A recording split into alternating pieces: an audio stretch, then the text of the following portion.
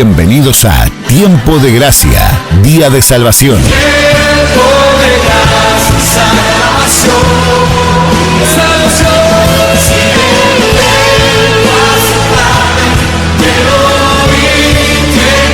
si Este es un programa en vivo que se emite cada sábado a partir de las 10 horas, donde nos sumergimos en las profundidades de las verdades bíblicas.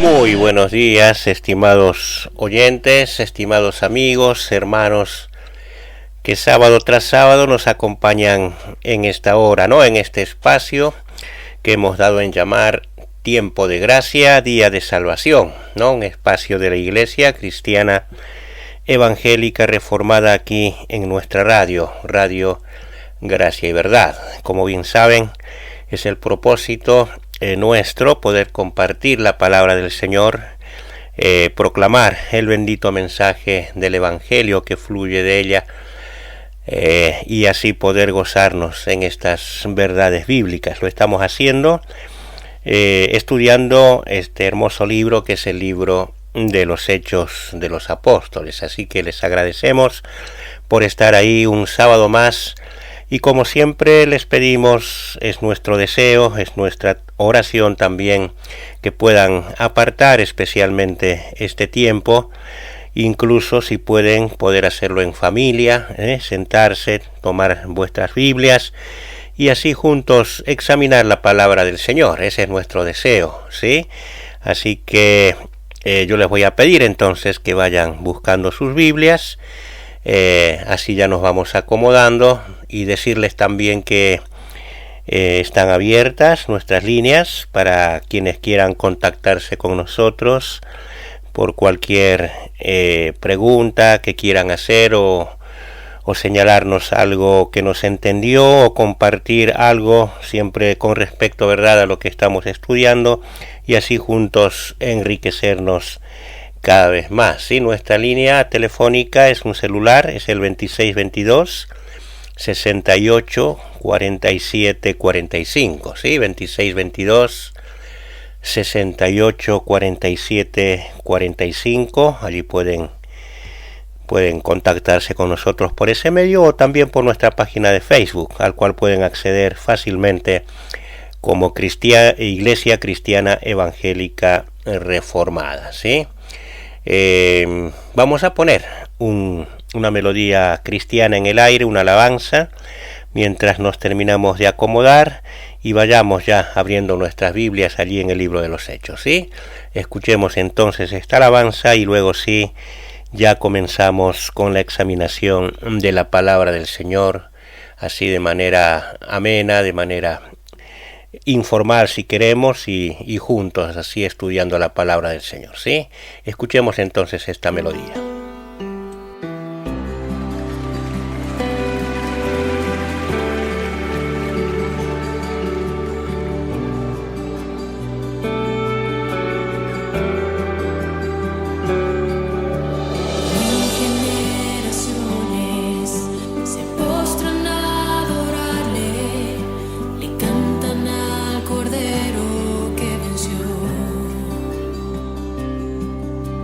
Que nos pre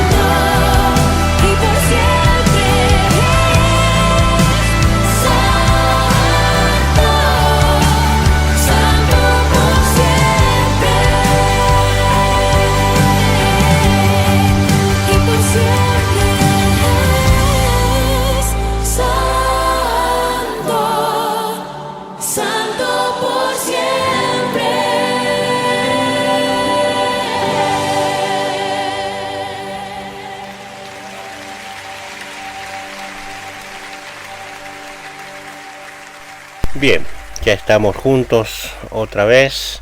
Ahora sí, les invito a abrir nuestras Biblias.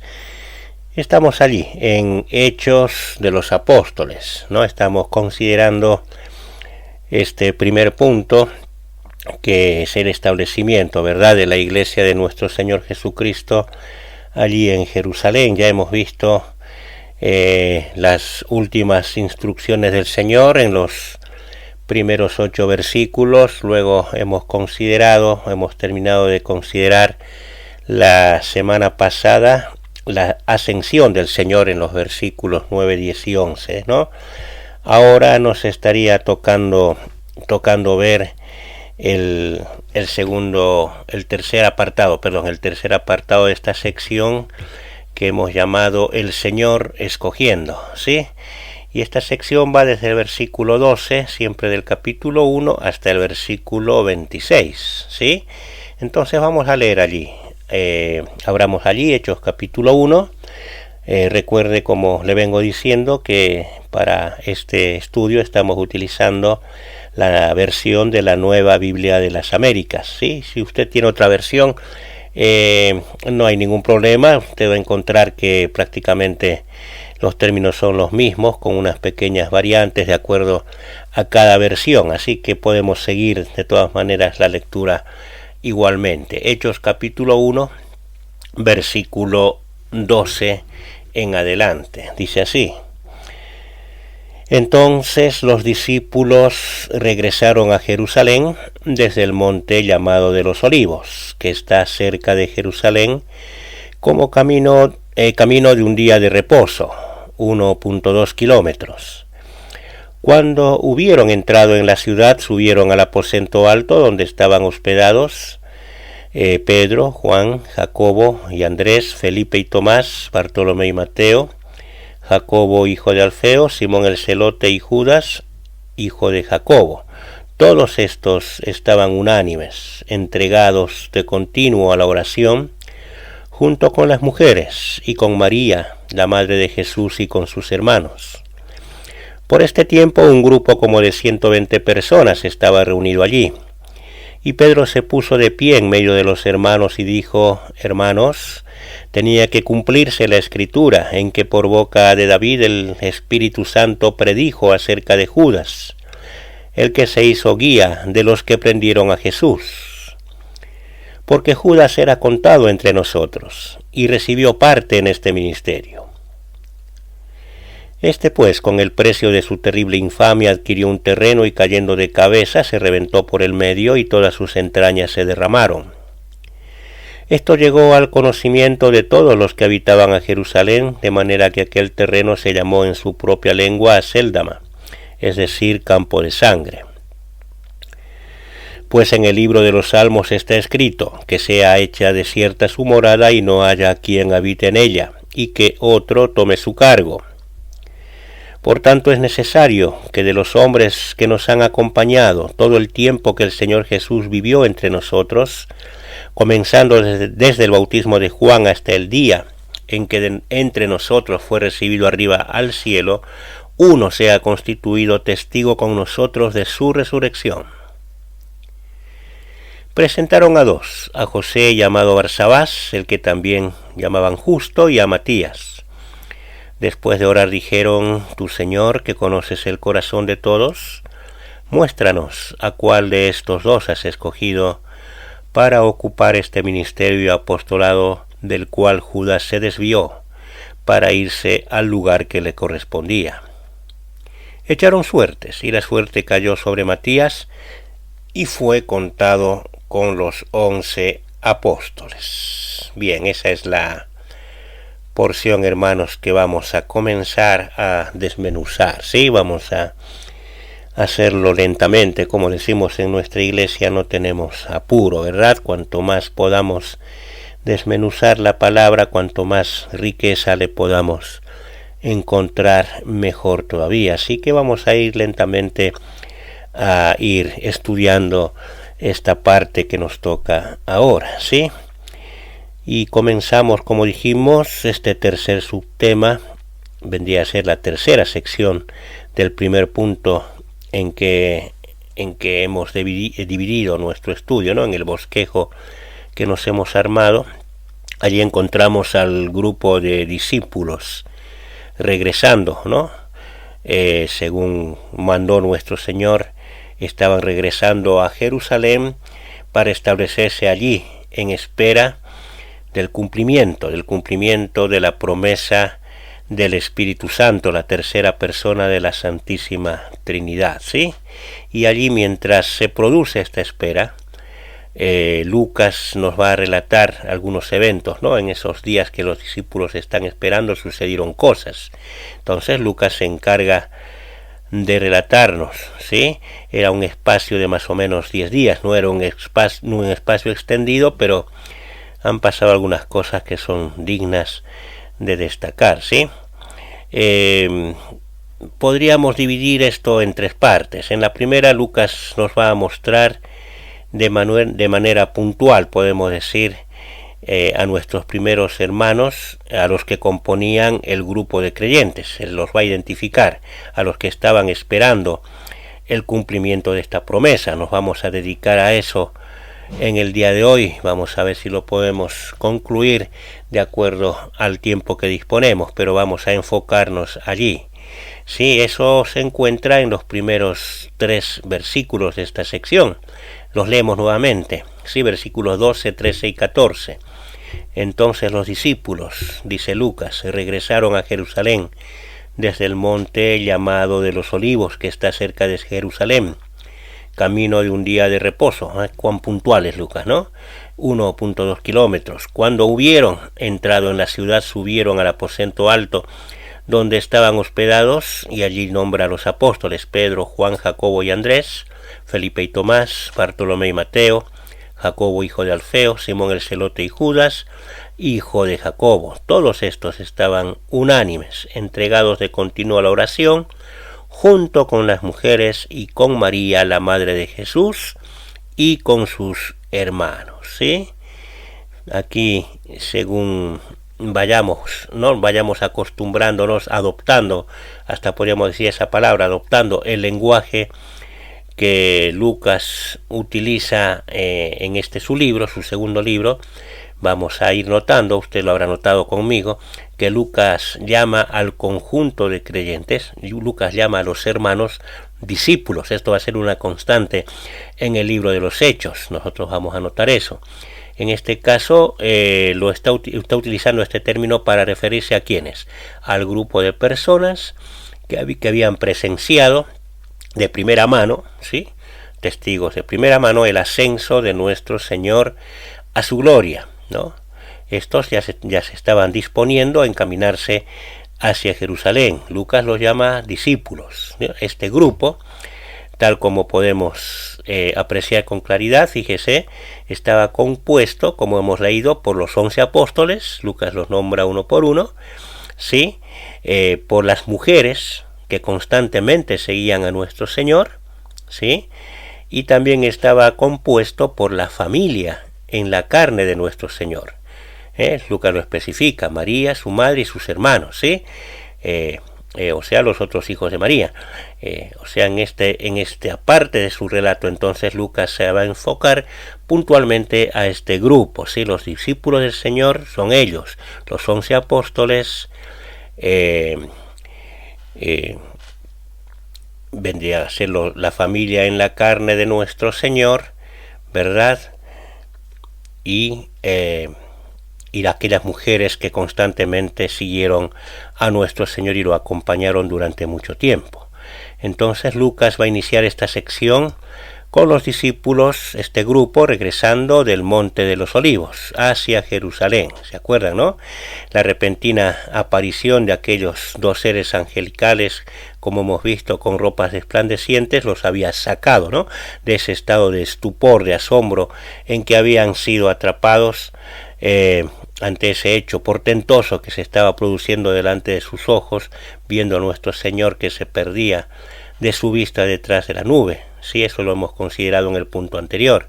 Y el mensaje de parte de Dios traído por estos 2 ángeles, hemos dicho que había transformado ese asombro en adoración, ¿sí? En adoración a nuestro Señor, ¿no? Y ese estupor en gozo ante el esclarecimiento de los hechos que estaban sucediendo delante de sus ojos. Las vendas de sus ojos ya se les estaban cayendo definitivamente, ¿no? Y ahora sí, ya con los hechos esclarecidos, las palabras de nuestro Señor ahora cobraban otra dimensión para ellos, ¿no? Ahora podían entender con claridad y gran gozo lo que nuestro Señor durante su resurrección les había dicho. ¿Se acuerdan? Permanezcan en la ciudad hasta que sean investidos con poder de lo alto, les había dicho, ¿no? Esto lo registra el mismo Lucas al final de su evangelio. Es muy probable que cuando el Señor pronunció estas palabras, ellos todavía sin haber asimilado todo este proceso y sintiendo en la nuca la amenaza de los líderes judíos y de los soldados romanos que habían crucificado a nuestro Señor, para ellos seguramente cuando el Señor personalmente les está diciendo esas palabras, permanecer en Jerusalén era algo suicida, en extremo riesgoso, ¿no? Humanamente lo menos aconsejable para ellos. Pero esta perspectiva cambió. Ahora, ya viendo a su Señor regresar a su gloria y habiéndoseles clarificado los hechos a través de estos dos seres angelicales, ahora ellos caen en cuenta que todo cuanto estaba sucediendo estaba respondiendo a los decretos divinos, respondía a un plan, a un diseño divino elaborado en la eternidad pasada, ¿no? Y que Dios estaba en control absoluto de todas las cosas. Entonces, ¿qué hacen ahora? Adoran a Jesús. Comprenden en plenitud quién verdaderamente es el soberano, ¿no? Y ese temor, esa cobardía de pronto se transformó en valentía. Y esa inseguridad, esa inquietud que sentía ya desapareció. Ahora estaban seguros de lo que hacían. Y con gozo se dispusieron a cumplir con el mandato de quien ya los estaba acompañando desde su gloria, y regresaron a Jerusalén, ¿no? Y lo hicieron, según nos cuenta Lucas, con gran gozo, ¿no? Y qué lección, hermanos, para nosotros. Cuánta falta, hermanos, nos hace relacionarnos de una manera responsable, seria con la palabra del Señor. Cuando nosotros escuchamos la voz de Dios a través de sus palabras, no le quepa la menor duda, hermanos, se le van a esclarecer los hechos. Todo cuanto vemos que pasa a nuestro alrededor y pareciera en nosotros infundir temor, inquietud, inseguridad, cuando ponemos todos los hechos a la luz de la palabra de Dios, usted sabe, hermano, que se nos van a clarificar todos los hechos. Vamos a ir cayendo en cuenta que todo responde a un plan divino, a un diseño divino.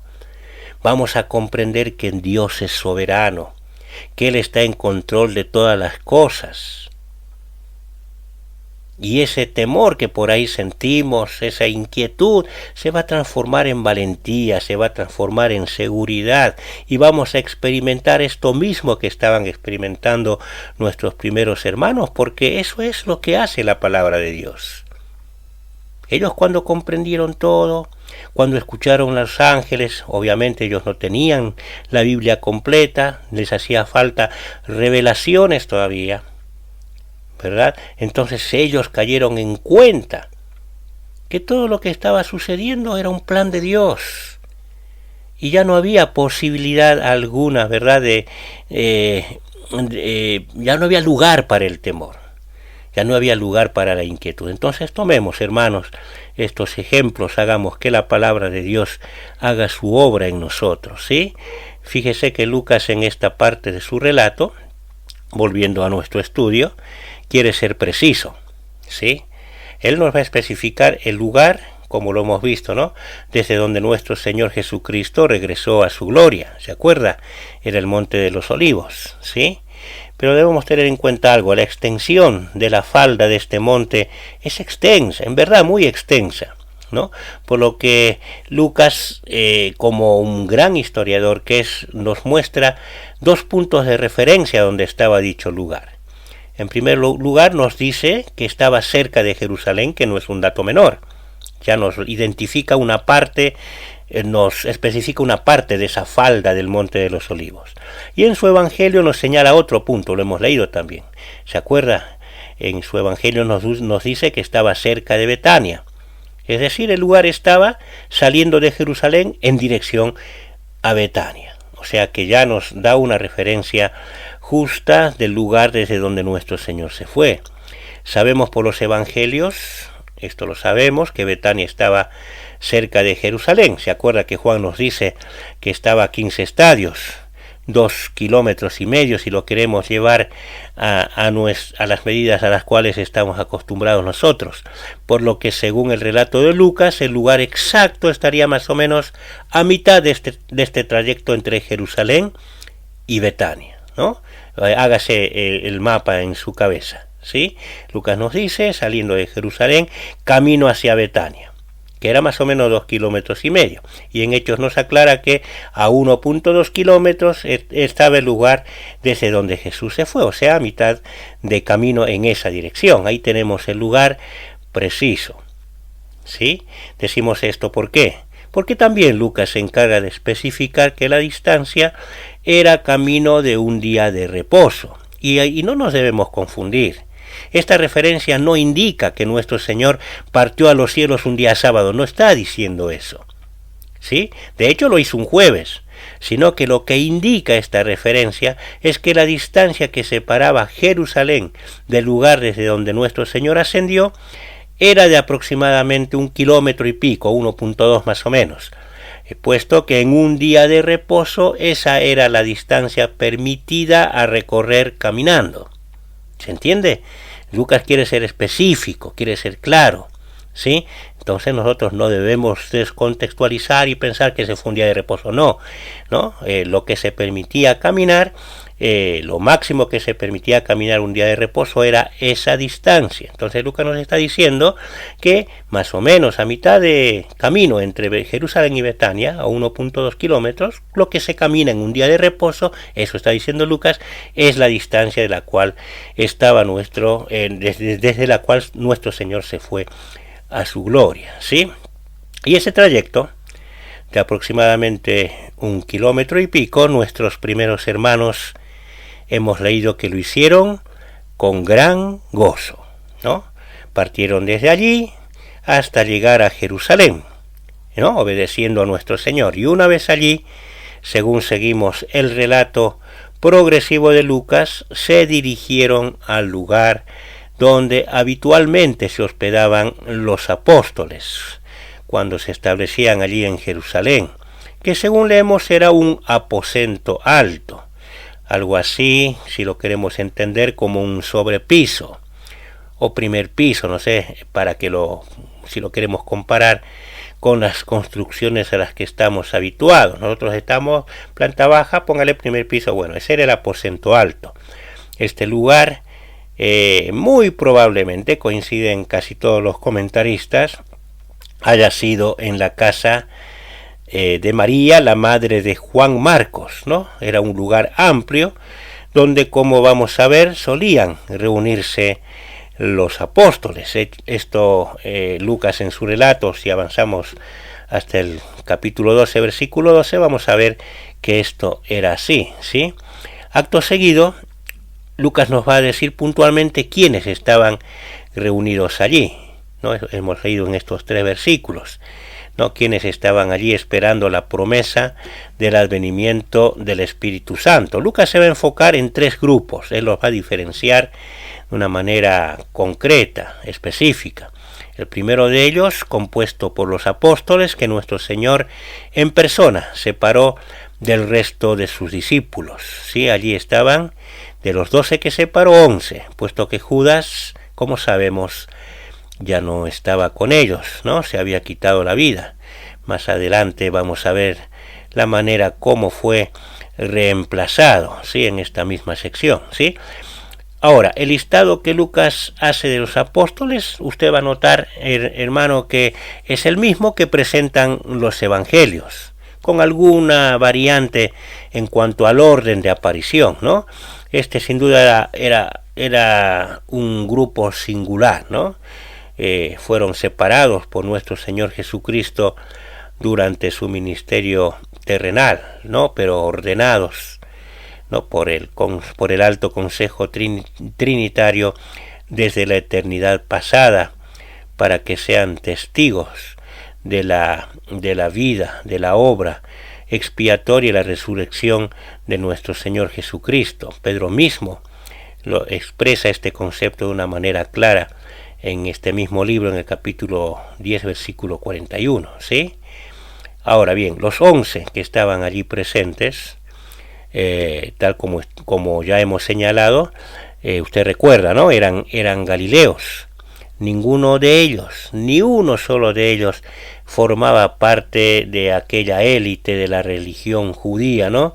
Que residía en la región de Judea, ¿sí? Allí en la populosa ciudad de Jerusalén, tal como vimos acá en la iglesia cuando estudiamos el libro de Lucas.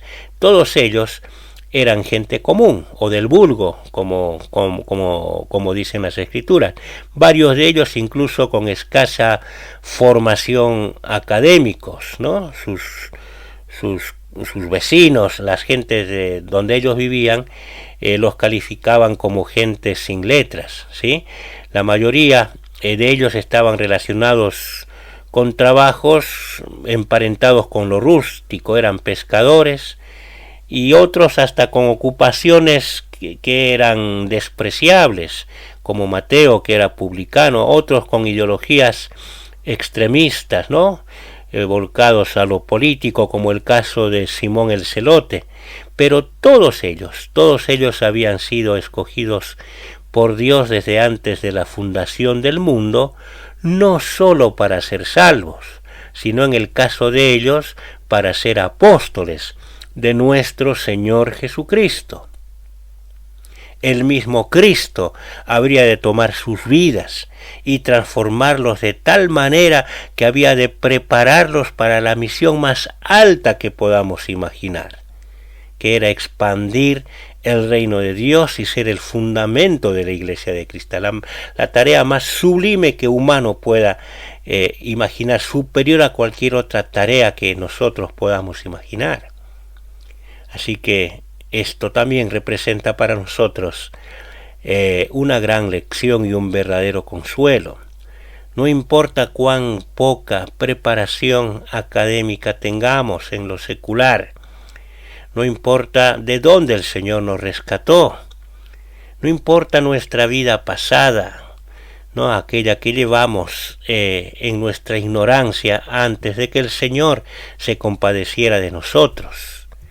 Fíjese que entre los apóstoles de nuestro Señor Jesucristo había personas, como hemos dicho, de ocupaciones despreciables, incluso entre los mismos incrédulos, como lo era Mateo, ocupados en cuestiones que tenían que ver incluso con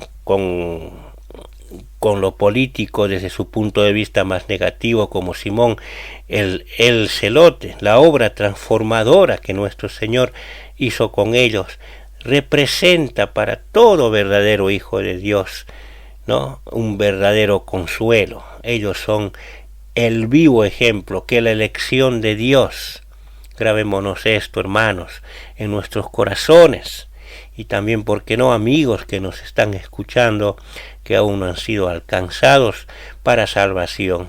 La elección de Dios no descansa en méritos ni en capacidades humanas. Eso no cuenta para Dios. Dios puede tomar al más vulgar de los seres humanos y hacer de él un testigo suyo que lleve gloria a su nombre, ¿no? Pablo lo dice claramente. Pablo, vamos a ese pasaje, fíjese, es un pasaje que solemos leerlo recurrentemente en nuestra iglesia. Es un pasaje que se encuentra en 1 Corintios capítulo 1, vamos a leerlo. 1 Corintios capítulo 1, fíjese allí en el versículo 26 lo que les dice el apóstol Pablo a los hermanos en Corinto. Pues consideren, le dice, pues vean, dice, consideren, piensen bien, le dice, hermanos, su llamamiento, consideren su llamamiento. No hubo muchos sabios conforme a la carne, ni muchos poderosos, ni muchos nobles, sino que Dios ha escogido, ¿qué? Lo necio del mundo, para avergonzar a los sabios. Dios ha escogido lo débil del mundo, para avergonzar a lo que es fuerte. También Dios ha escogido lo vil y despreciado del mundo, lo que no es, para anular lo que es. ¿Para qué? Para que nadie se jacte delante de Dios, porque por obra suya están ustedes en Cristo Jesús, el cual se hizo para nosotros sabiduría de Dios y justificación, santificación y redención. ¿Para qué? Para que, tal como está escrito, el que se gloríe en el Señor. ¿Se da cuenta? Como podemos apreciar claramente, la obra de Dios no responde a los estándares humanos. Él lleva a cabo sus propósitos al margen de las capacidades humanas. Y los apóstoles, hermanos, son un fiel reflejo de esto. Ninguno de ellos, como ninguno de nosotros, puede jactarse en su presencia. Como dice Pablo, él toma lo más despreciable o bajo de los seres humanos para avergonzar, humillar la sabiduría humana, porque el fin es darle gloria solamente a él. Y allí estaban los apóstoles, no con este concepto grabado a fuego en sus corazones. Ellos sabían de dónde los había sacado el Señor. Ellos conocían perfectamente sus incapacidades, pero allí estaban, dependiendo de Él, listos para recibir el poder de Dios a través de su Santo Espíritu y para llevar a cabo la obra más monumental que este mundo conoce, expandir el reino de Dios, hermano. La proclamación del Evangelio, la expansión del reino de Dios, es una labor que, según las Escrituras, anhelan los ángeles, y el Señor nos lo ha dado a nosotros, aquellos que redimió, que podamos tomar, hermanos, plena conciencia de lo grandioso que representa esta labor cuando estamos en oportunidad de compartir la palabra del Señor con alguien que no conoce a Dios. Pongámonos en las manos de Él y hagámoslo con la responsabilidad y el peso de esta tremenda labor, de lo que significa verdaderamente, y vamos a ver que el Espíritu Santo va a obrar. Va a ser Él quien va a hablar a través nuestro y su palabra llegará poderosa. Después los resultados, obviamente, ya eso pertenece al ámbito de la soberanía de Dios, pero nuestra responsabilidad como hijos de Dios en la extensión del reino de Dios es proclamar con responsabilidad el bendito mensaje del Evangelio, y esta labor debe ser tomada como la que verdaderamente es, una obra de Dios encomendada especialmente a los suyos, ¿sí? Ese es el primer grupo, ¿no? El de los apóstoles. Y el segundo grupo, reunido en aquel aposento alto, al que también Lucas señala específicamente, como usted podrá notar, es el de las mujeres. Otro grupo también singular, ¿no?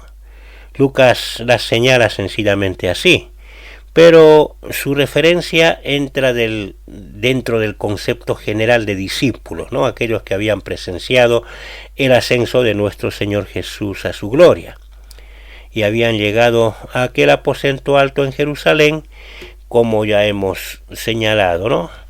Este término discípulos va a ser utilizado por Lucas para referirse al conjunto de los creyentes, los salvados, los genuinos redimidos, ¿sí? Este grupo se trataba de aquellas mujeres que habían sido salvadas por nuestro Señor durante su ministerio terrenal y que en muchos casos, al igual que los apóstoles, habían resignado comodidades, hogares e incluso ocupaciones con tal de seguir a Jesús. Y fíjese este detalle, en verdad era un grupo, podríamos llamarlo heterogéneo.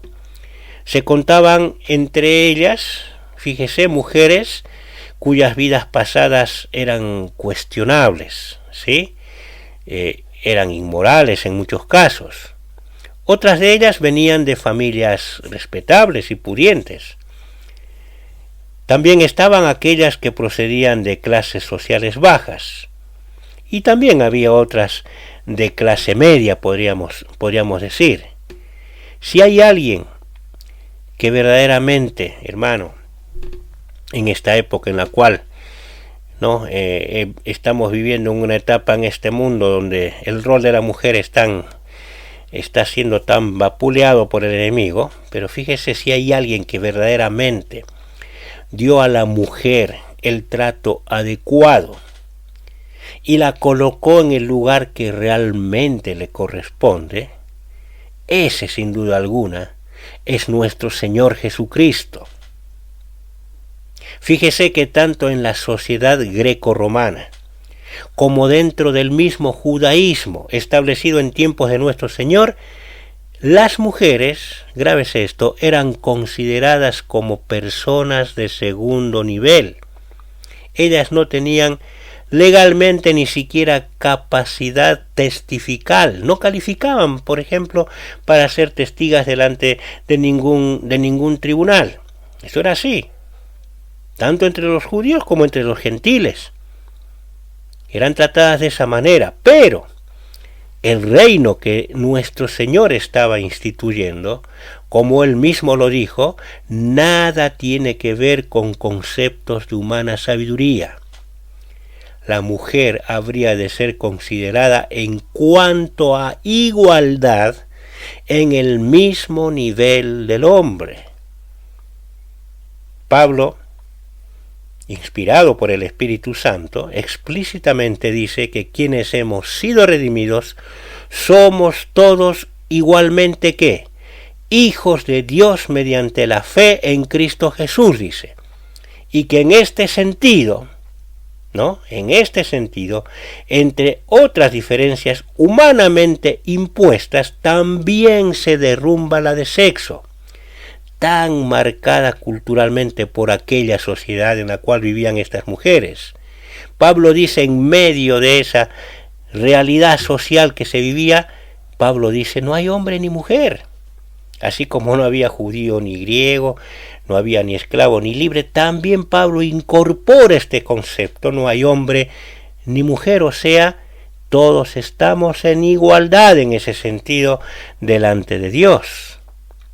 Y si bien dentro del diseño de Dios para su iglesia, la mujer es llamada a desempeñar un rol de sujeción bajo la autoridad del hombre, esta autoridad debe verse reflejada en la sujeción que mostró nuestro Señor Jesucristo hacia Dios el Padre, ¿no? Esto Pablo se encarga de dejar establecido en su primera carta a los a los hermanos de Corinto, 1 Corintios 11:3.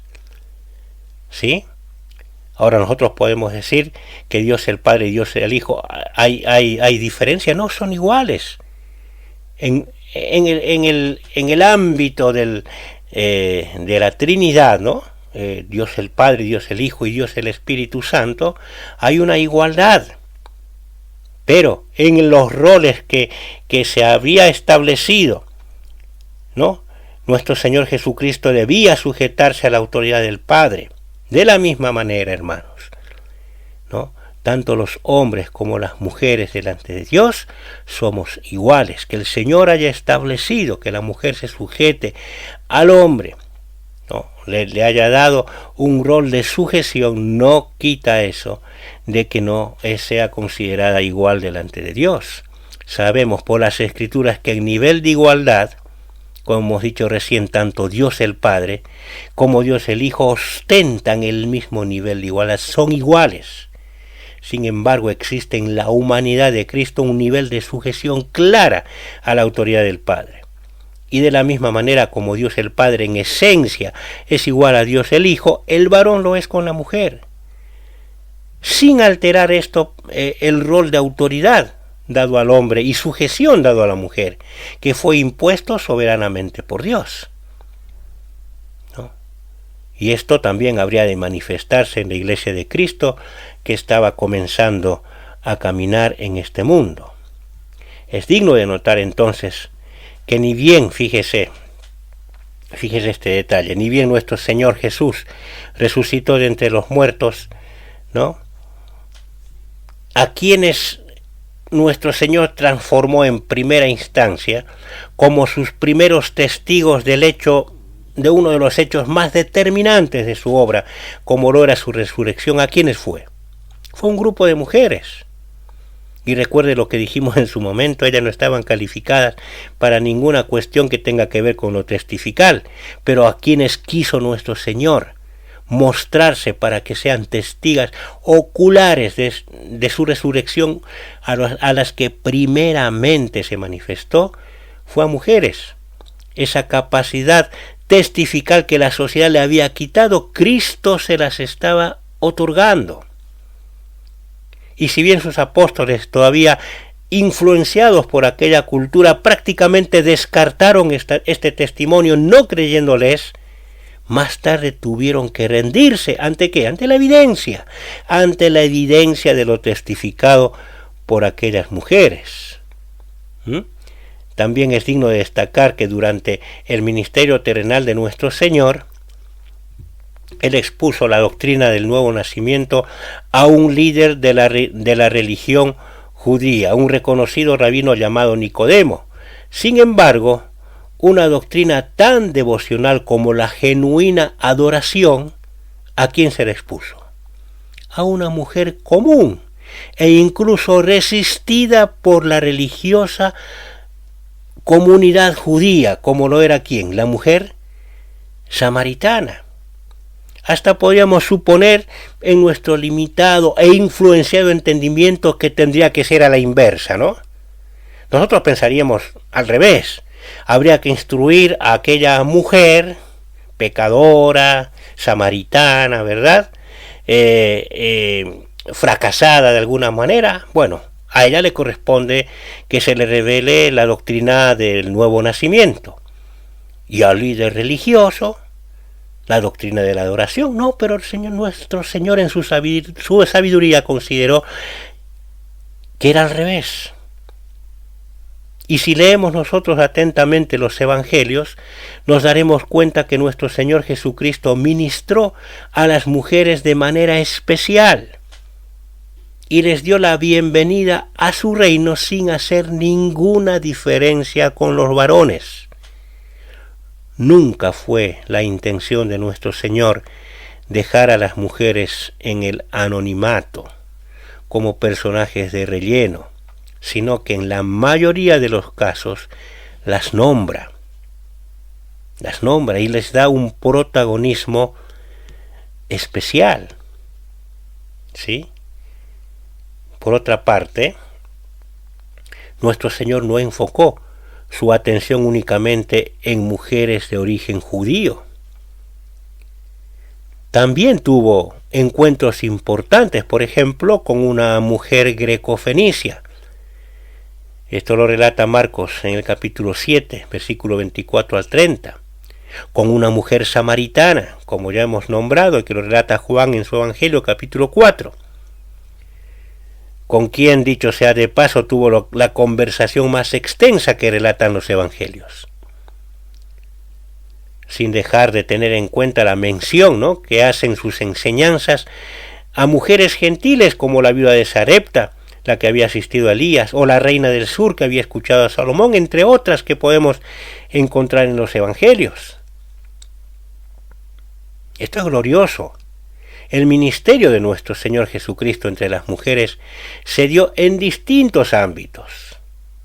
La podemos ver tanto en espacios domésticos como en casa de Simón Pedro, ¿se acuerda?, sanando a su suegra, en la casa de Jairo resucitando a su pequeña hija, como también en varias ocasiones en casa de María y Marta, aquellas hermanas de Lázaro. También se lo puede ver a nuestro Señor en lugares públicos. ¿Se acuerda sanando a aquella mujer con flujo de sangre, la que tocó su manto? o compadeciéndose de la desgracia de la viuda de Naín, ¿se acuerda? Aquella que había muerto su único hijo, y ella era viuda, ¿sí? O perdonando y salvando a aquella mujer adúltera delante de aquellos acusadores religiosos que la habían traído para avergonzarla. Cómo lo rescató el Señor de esa vergüenza y avergonzó a aquellos que lo habían traído para avergonzarla. Fíjese cómo nuestro Señor trató a las mujeres. Qué amoroso que fue con ellas. Y esa raíz precisamente de este ministerio tan especial, ¿no?, que vemos a estas mujeres allí, en el aposento alto, privilegiadas. Ellas no solo habían sido receptáculos de sanaciones u otras bendiciones temporales de nuestro Señor, sino que soberanamente se les había concedido la salvación. Y allí también estaban ellas como discípulas suyas. ¿Sí? Podemos ver algunas de ellas junto a los 12 apóstoles de nuestro Señor, siguiéndole a donde él iba. ¿Se acuerda Lucas 8? Es digno de leer ese pasaje. Acompáñeme, Lucas 8:1. Fíjese, este pasaje lo hemos considerado también alguna vez en nuestra iglesia. Lucas 8:1, poco después, Jesús comenzó a recorrer las ciudades y aldeas proclamando y anunciando las buenas nuevas del reino de Dios. Con él iban los 12 discípulos, ¿no? Y también algunas mujeres que habían sido sanadas de espíritus malos y de enfermedades, y las nombra, como dijimos: María, llamada Magdalena, la que había salido 7 demonios, Juana, mujer de Chuza, mayordomo de Herodes, Susana y muchas otras que de sus bienes personales contribuían al sostenimiento de ellos. Esto no es menor. Que un rabino tuviera discípulas no era nada común en la Palestina del primer siglo. Sí era factible que algunas mujeres pudientes de clase alta apoyaran económicamente a algún gran rabino. Esto lo cuenta Josefo, en su obra Antigüedades de los Judíos. Pero dejar sus ocupaciones y seguir a su maestro por distintas ciudades y aldeas por un tiempo indeterminado, como nos está relatando Lucas, ni siquiera era imaginable.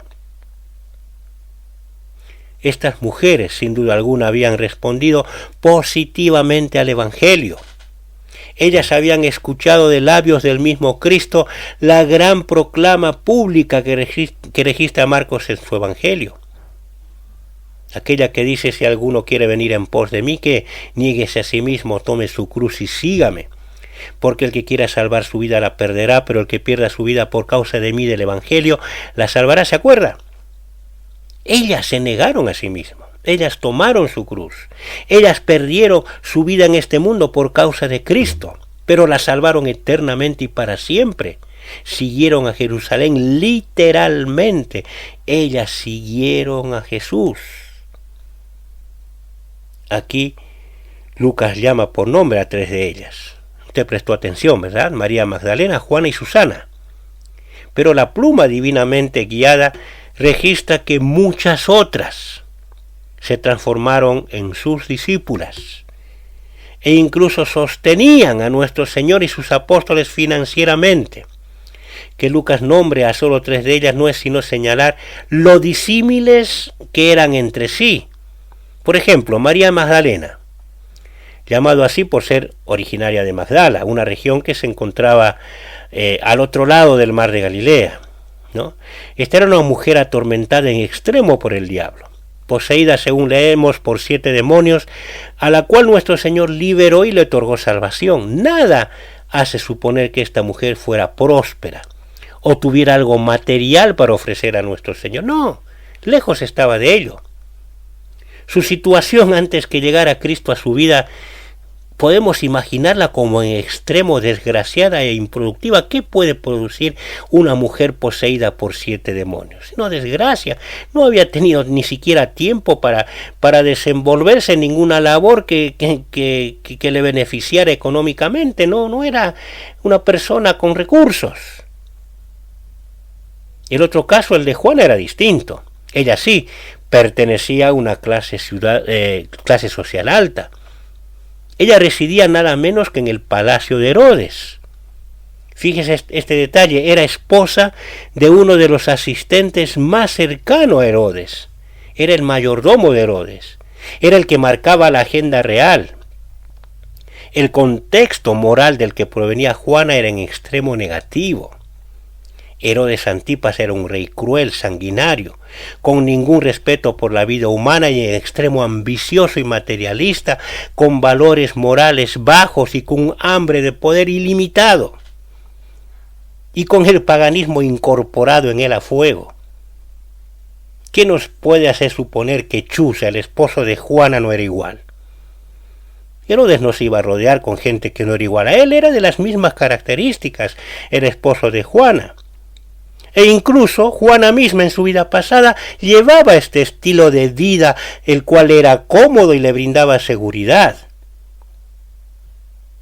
Pero lo grandioso de esto es que el nombre de esta mujer tan inmoral, ¿no?, incorporada dentro de un contexto de inmoralidad, de paganismo, de corrupción, como lo era el palacio real de Herodes, el nombre de esta mujer estaba inscrito en el libro de la vida, había sido elegida para salvación y Dios la habría de arrancar de allí.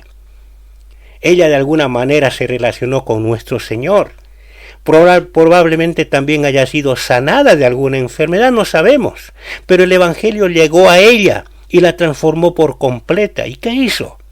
Abandonó el palacio de Herodes y toda su vida antigua.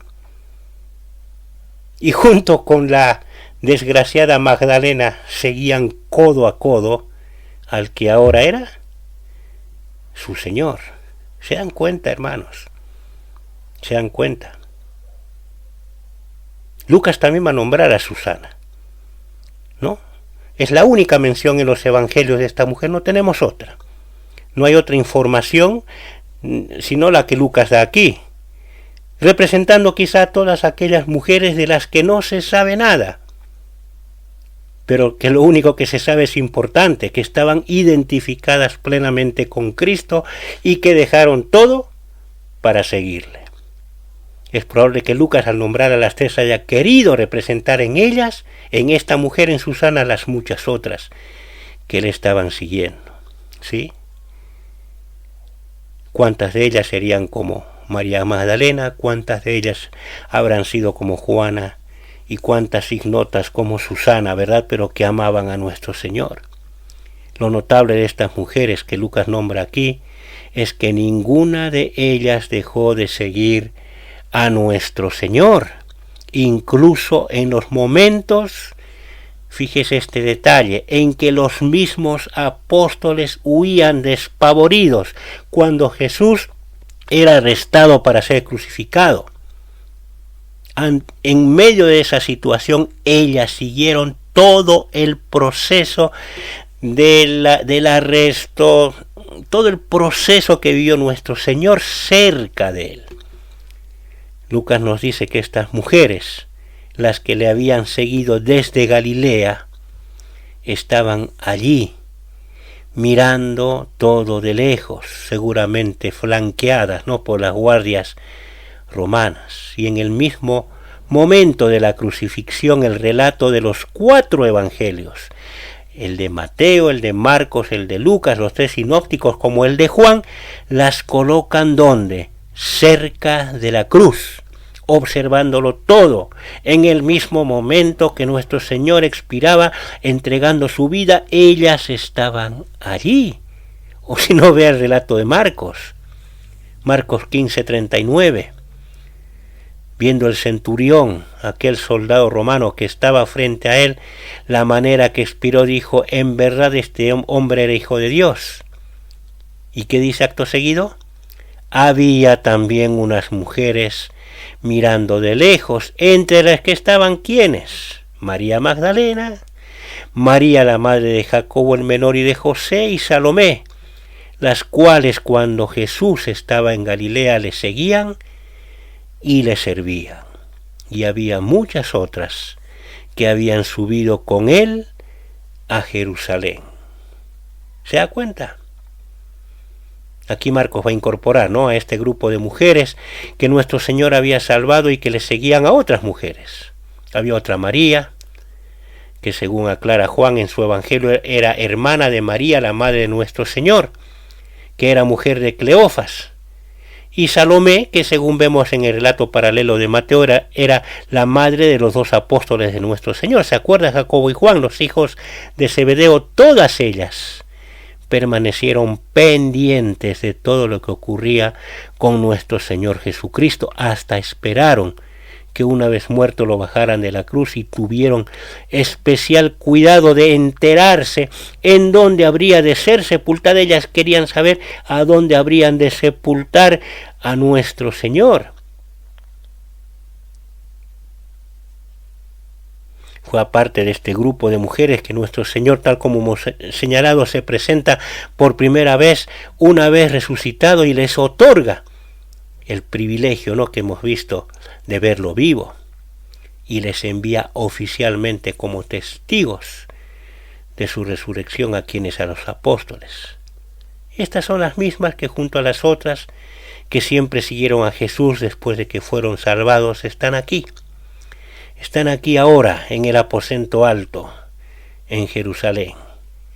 Ya habían visto a su Señor ascender a su gloria, ¿no?, y estaban esperando junto a los apóstoles, porque como hemos dicho eran iguales, hermanos, el cumplimiento de la promesa del advenimiento del Espíritu Santo. Estimada hermana, refléjate en estas mujeres. Sigue a Cristo, déjalo todo por Él. Y si el Evangelio aún no ha llegado a tu vida, consuélate. Puede que seas una mujer poseída, ¿no?, por el diablo. No hace falta que andes no tirando saliva por la boca o te andes convulsionando. Quizás el enemigo te posea de otra manera y tengas una vida, ¿no?, poseída por esa influencia feminista tan negativa que ha creado el mundo y que esté incorporado eso en ti. Eso es un verdadero demonio. A veces nos asombramos como este tipo de mujeres que levantan no sé qué bandera de no sé qué tipo de feminidad hacen cosas que hasta las avergüenzan a sí mismas, la manera como las hacen, con tal de ser vistas, y proclaman, no sé, una igualdad que parece que se humillan a sí mismas en vez de enaltecerse. Quizás esta es influenciada por ese tipo de feminidad diabólica que como un demonio se ha metido en medio de la sociedad, ¿no?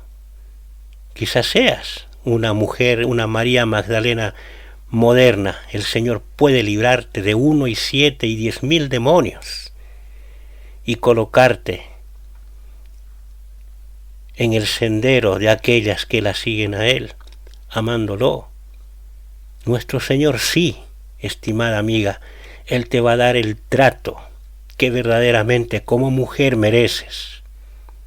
Él nunca te va a ignorar, nunca te va a poner un pie sobre la cabeza, nunca va a tratarte como un ser inferior. Él te va a dar el lugar que verdaderamente te mereces. Él puede transformar tu vida, perdonar todos tus pecados.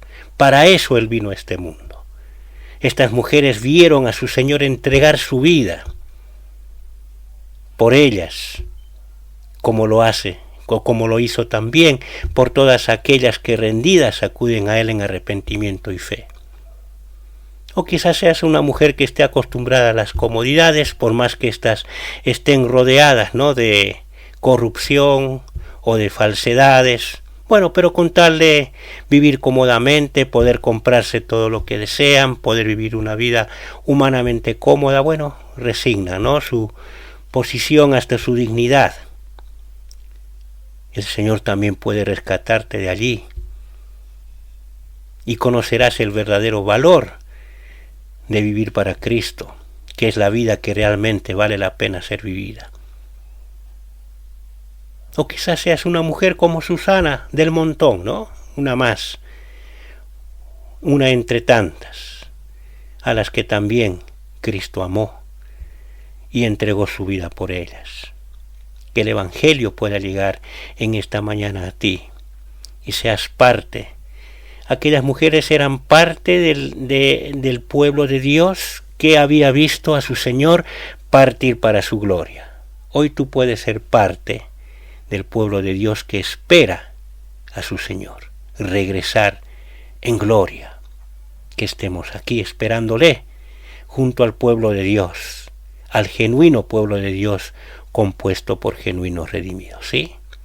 Vamos a dejar hoy allí la consideración de este maravilloso libro de los Hechos y que el Señor pueda abrir nuestros ojos, que su Espíritu, oremos para que su Espíritu trabaje en nuestros corazones, ¿no? Abra nuestros entendimientos y que la persona de Cristo, el Evangelio, resplandezca en nuestros corazones y que nos lleve a amarle, a Él y seguirle incondicionalmente, a quien dio su vida por nosotros, ¿sí? Vamos a dejar allí que el Señor bendiga su palabra en nuestros corazones.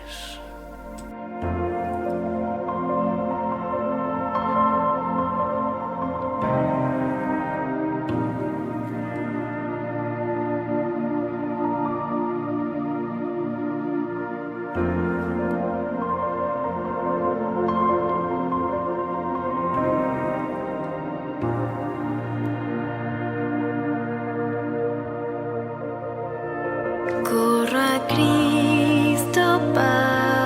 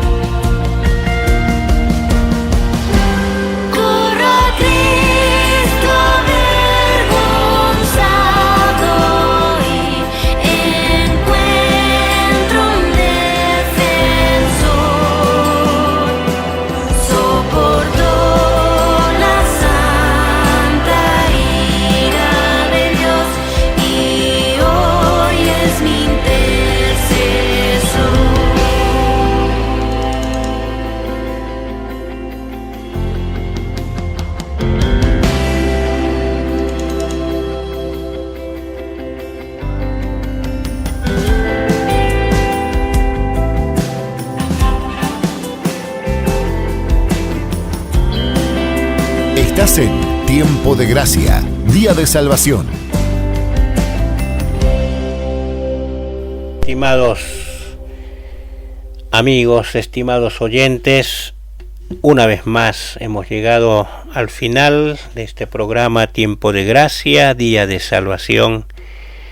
Nos hemos maravillado con la palabra de Dios y los esperamos el sábado que viene, siempre por nuestra radio, Gracia y Verdad, y en este horario, ¿no?, de los sábados por la mañana de 10 en adelante, aproximadamente 1 hora, minutos más, minutos menos, para juntos estar compartiendo la palabra del Señor. Esperamos siempre, oramos por ello, para que su palabra haga la obra que el Señor quiere que haga en nuestras vidas, ¿sí?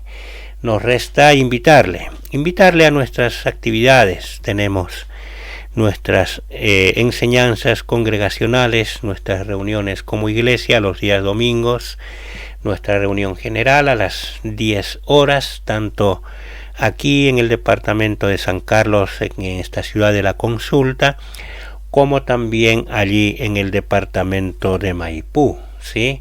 Ambas reuniones comienzan a las 10 de la mañana. Si alguno de ustedes quiere asistir, presenciar nuestras reuniones, los invitamos cordialmente. Puede comunicarse con nosotros y le estaremos guiando para que usted pueda llegar allí. Nuestro teléfono, lo volvemos a repetir, es el 2622 68 47 45. ¿Sí? Usted se comunica con nosotros y nosotros lo estaremos guiando. Queremos anticiparle, queremos decirle, lo consideramos importante porque esto puede llegar a ser también un impedimento para que usted vaya. Nosotros no levantamos ofrenda, nosotros no vamos a manipularlo ni inducirlo para que usted deje algún dinero en nuestra iglesia. Lejos está de nosotros. El único propósito que nos mueve es proclamar el santo y bendito evangelio, ¿sí? No tenemos ningún interés en su dinero, así que usted puede concurrir sin ningún tipo de temor en ese sentido, ¿sí?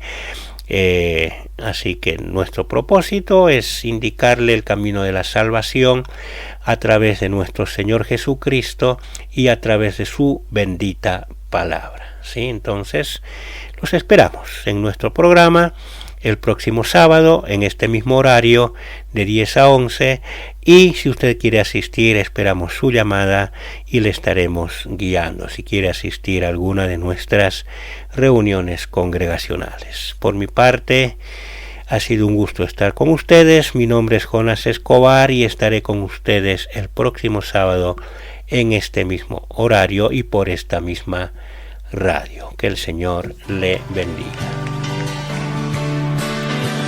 Y así llegamos al final de otro poderoso episodio de Tiempo de Gracia, Día de Salvación. En los peligros y aflicción. Esperamos que este tiempo dedicado al estudio de las verdades bíblicas haya sido de bendición y edificación para tu vida. Mientras subía, tú me buscaste, me encontraste. Que la gracia y la paz de nuestro Señor Jesucristo estén contigo siempre. Hasta la próxima semana, cuando nos volvamos a encontrar en Tiempo de Gracia, Día de Salvación.